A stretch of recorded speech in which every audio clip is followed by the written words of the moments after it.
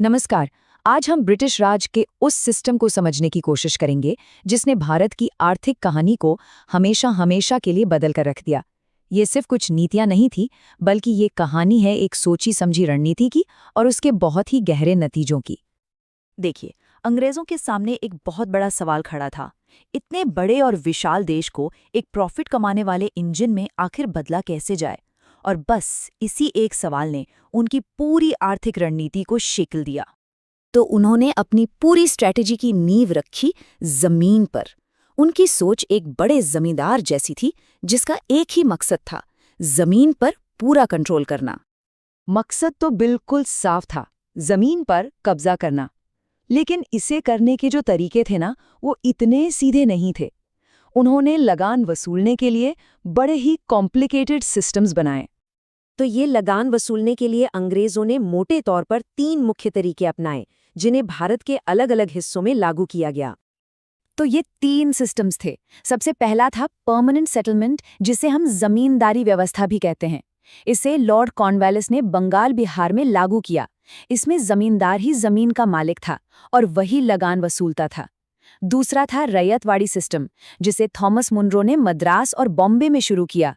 यहाँ किसान यानी रैयत को जमीन का मालिक बनाया गया और सरकार सीधे उससे टैक्स लेती थी। और तीसरा महालवाड़ी सिस्टम, जो पंजाब साइड में चला। इसमें पूरे गांव यानी महाल को एक यूनिट माना गया और गांव का मुखिया सबसे लगान इकट्ठा करके सरकार को देता था। अब इस जमींदारी सिस्टम में एक बहुत ही कह सकते हैं बेरहम कानून था, सनसेट लॉ या सूर्यास्त कानून। इसका मतलब सीधा सा था, अगर कोई जमींदार एक तय तारीख को सूरज डूबने तक अपना लगान नहीं चुका पाया तो उसकी पूरी जमींदारी नीलाम हो जाएगी। बहुत ही सख्त नियम था ये।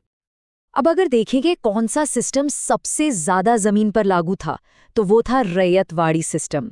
ब्रिटिश भारत की 51% जमीन पर, मतलब आधे से ज्यादा भारत में सरकार सीधे सीधे किसानों से लगान ले रही थी। इससे उनके कंट्रोल का अंदाजा लगाया जा सकता है। अब इस सब का नतीजा क्या हुआ? नतीजा ये हुआ कि भारत का पैसा, भारत की दौलत देश से बाहर बहने लगी।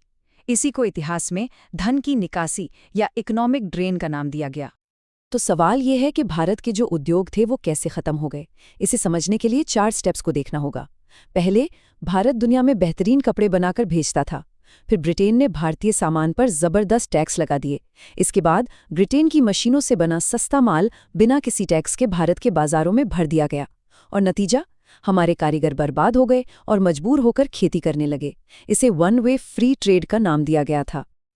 इस पूरी कहानी को, इस लूट को दुनिया के सामने लाने का श्रेय जाता है दादा भाई नौरोजी को, उनकी ऐतिहासिक किताब poverty and un British rule in India के जरिए। तो ये ड्रेन ऑफ वेल्थ थ्योरी आखिर है क्या?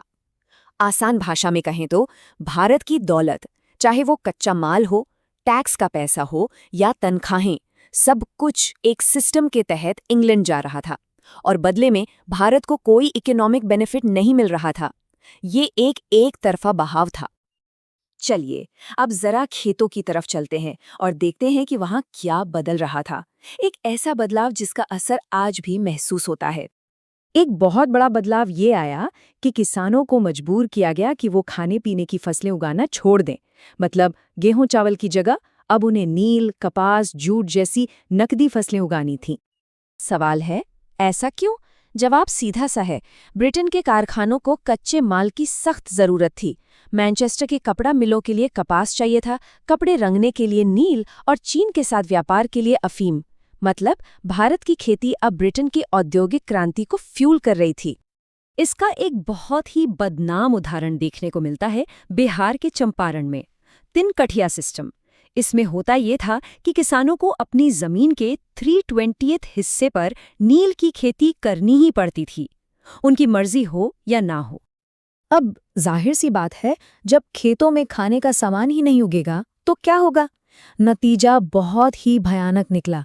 देश में बार बार अकाल पड़ने लगे और लाखों लोग भुखमरी के शिकार हो गए। अब आते हैं उस एक चीज पर जिसने भारत की तस्वीर हमेशा के लिए बदल दी, और वो थी रेलवे। साल था 1853। बॉम्बे और ठाणे के बीच भारत की पहली ट्रेन चली, लेकिन ये कोई भारतीयों के भले के लिए नहीं हो रहा था। इसके पीछे अंग्रेजों के मकसद बिल्कुल साफ थे। सेना को एक जगह से दूसरी जगह तेजी से पहुंचाना, देश के अंदर से कच्चा माल बंदरगाहों तक खींचकर लाना और अपने कारखानों का माल भारत के कोने कोने में पहुंचाना। लेकिन ये सब करते करते उन्होंने अनजाने में एक ऐसी चीज बना दी जिसकी उन्हें उम्मीद भी नहीं थी, और वो था एक एकजुट राष्ट्र। जी हाँ, जो रेलवे शोषण का औजार थी, उसने अनजाने में ही पूरे देश के लोगों को एक दूसरे से जोड़ दिया और एक राष्ट्रीय पहचान बनाने में बहुत बड़ी भूमिका निभाई। और यहीं पर आकर ये कहानी हमें एक बहुत बड़े सवाल पर छोड़ जाती है। क्या कोई ऐसी चीज जो शोषण के लिए बनी हो, वो एकता का जरिया भी बन सकती है? ब्रिटिश आर्थिक नीतियों की यही दोहरी विरासत है जो हमें आज भी सोचने पर मजबूर करती है।